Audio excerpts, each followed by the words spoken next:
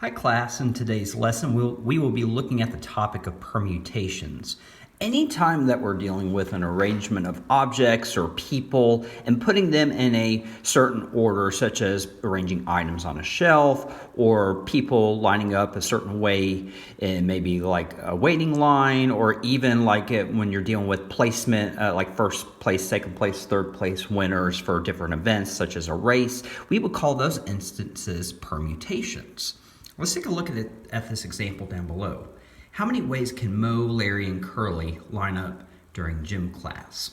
Well, we've got 3 people, and there's only certain orders that each one can line up in. One way you can visualize permutations is by creating a diagram.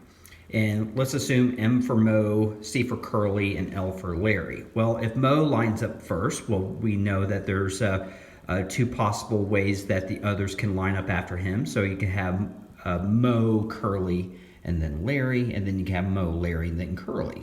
Or if Curly's first, then Mo can come second, and then Larry comes next. Or if Curly's first, Larry can come next, then Mo comes third, and so on and so forth.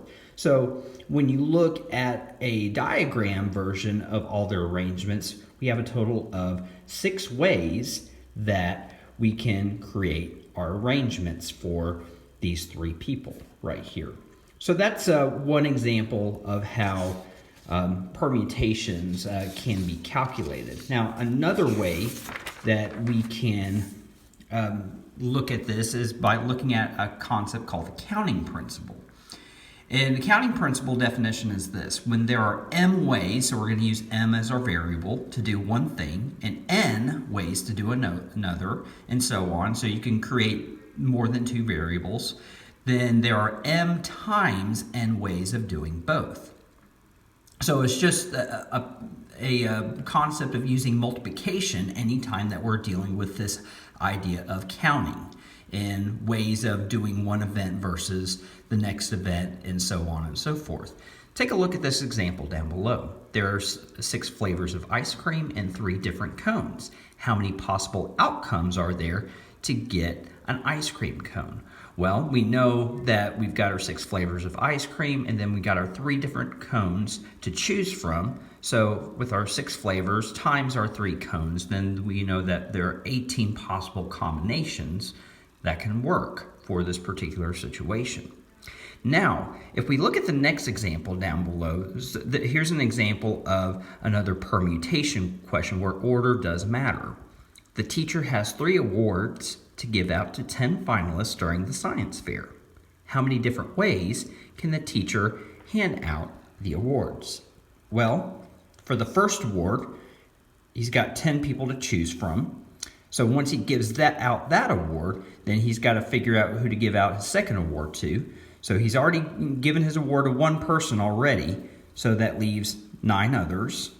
And then his third award, he's got 8 more people left up in his finalist list. So if we look at how many different ways the teacher can hand out the awards, we can multiply using the counting principle, 10 times 9 times 8. That's the same thing as 90 times 8, which is a total of 720 possible outcomes. Now, another special topic that we're going to be looking at in this lesson is the idea or notation of factorials. So this may be brand new to some of you, but anytime that we're dealing with a factorial, we're looking at the product of all positive integers that's less than or equal to a number. The factorial symbol is actually an exclamation point. And so if you see a problem that looks like this right here, 4 with an exclamation point after it, we would read that as 4 factorial. Now, how do we calculate that out? Well, by the definition, it's the product of all positive integers less than or equal to the number. So the way that we would calculate this factorial, we start with 4, and then we multiply all the products all the way down to 1. So we just simply multiply all 4 of these values together. So 4 times 3 is 12, 12 times 2 is 24, 24 times 1 is 24. So our answer would be 24 for that question. So you have some examples down below right here. Find the following factorials. So let's start with this one, 2 factorial. So that's equal to 2 times 1. Well, 2 times 1 is equal to 2. So the next one, 6 factorial, is 6 times 5 times 4 times 3 times 2 times 1.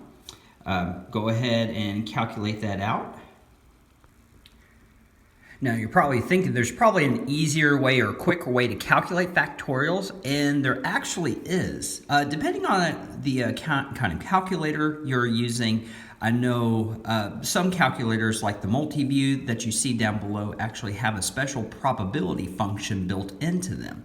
So if you're using this particular model right here, if you hit the PRB button right here, then you've got some choices to choose from. Sorry about the glare right there. So we've got, don't worry about the first two, but we got this third option here that says that is a factorial symbol. Let's go back out to the main screen. So let's suppose I want to do 6 factorial. So I hit the 6 button, a probability button, choose a factorial symbol, then I hit enter, and that calculates it out automatically for me. So we get 720 as our answer for this one. Go ahead and pause the video right here, work out the next one, and see if you get the same answer as I do. Now, of course, if you don't have a calculator, then you would have to work this out manually. So again, as long as you know the process, all you would do is list all of your factors out all the way down to 1 and then multiply them all together. But if you do have a calculator, it makes life a whole lot easier for us. So we'll hit our 9 button, probability, select our factorial symbol, then hit enter, and we get an answer of 362,880. So I hope you found that lesson helpful. Let me know in the comments or send me a private message if you have any questions for me. Thank you.